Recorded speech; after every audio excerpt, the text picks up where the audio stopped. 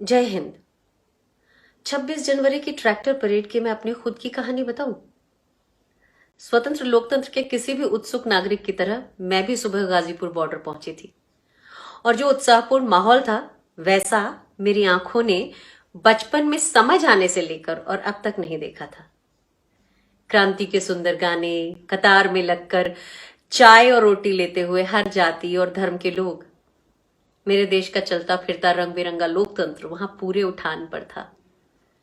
सब मुस्कुरा रहे थे, भीड़ में धक्का मुक्की तक नहीं थी। एक अनरिटन डिसिप्लिन था सबके अंदर, ना कोई राग, ना द्वेष और ना आक्रोश।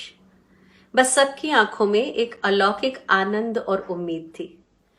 जिसने भी वो आलम देखा बस अभिभूत होकर देखता ही रह गया था।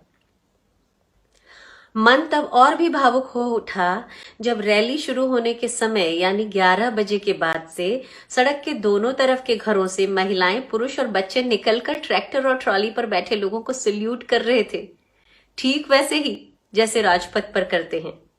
हमारा भारत उस समय वहीं खड़ा था, खुद पर शायद गर्व भी कर रहा था। कुछ उत्साही लोग दोनों तरफ पीने का पानी और फूल लेकर खड़े थे, पानी पिला रहे थे, फूल बरसा रहे थे। माहौल में गेंदे और गुलाबों की खुशबू थी और मैं भाई दिलदीप का तिरंगा लहराता ट्रैक्टर चलाते हुए पत्रकार फ्रेंड मयंक, जुलेखा और विशेष के साथ बात करती जा रही थी। पूरा रास्ता खुला हुआ था और हमारे आगे चल रहे कुछ ट्रैक्टर्स के अलावा रास्ता खाली भी मिल रहा था। बस तभी मयंक ने अपने लाइव कवरेज में कहा कि हम दिल्ली की सीमा के अंदर आ चुके हैं और लगभग उसी समय दिलदीप को कोई फोन आया और उसने बात करने के बाद मुझसे कहा कि हम गलत रास्ते पर आ गए हैं। मैंने ट्रैक्टर साइड में लगाया और फिर रिवर्स में लेकर हम कट तक पहुंचे और वहां से फ्लाईओवर के नीचे आकर वापस गाजीपुर बॉर्डर की ओर यू टर्न लिया। लेकिन थोड़ा आगे जाकर जानते हैं हमने क्या देखा? पुलिस ने लौटने के रास्ते पर डीटीसी की 2 बसेस लगाकर रास्ता रोक रखा था। यानी कि गलत रास्ते की ओर जाते समय कोई बैरिकेड्स नहीं थे और सही रास्ते पर मुड़ने ना देने के लिए रास्ता रोका हुआ था।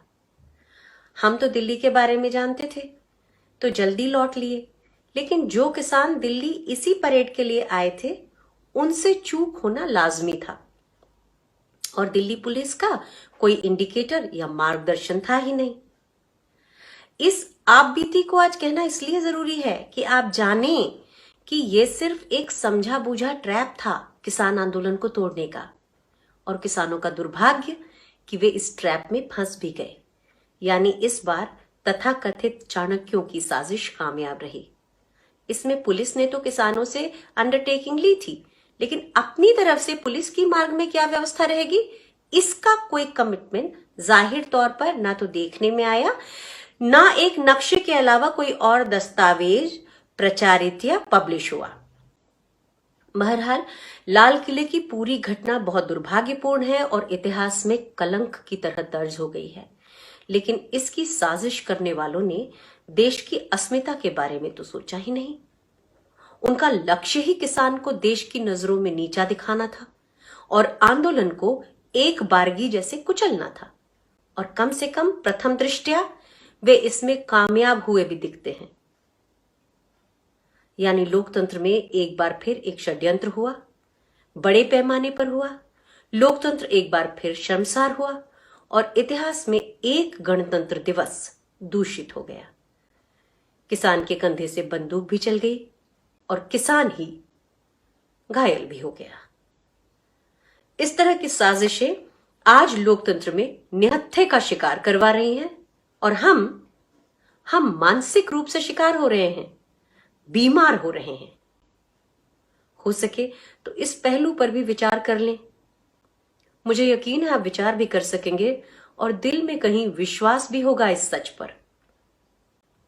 बस सिर्फ 3 दिन अगर सुबह थोक में आने वाली बीजेपी की आईटी सेल की पोस्ट ना पढ़ें तो पूरा सच भी देख पाएंगे हम और आप। आखिर हम सब इसी मिट्टी के लोग हैं, इसी गंगा जमुनी तहजीब ने हमें पाला है। हम कर पाएंगे दूध का दूध और पानी का पानी।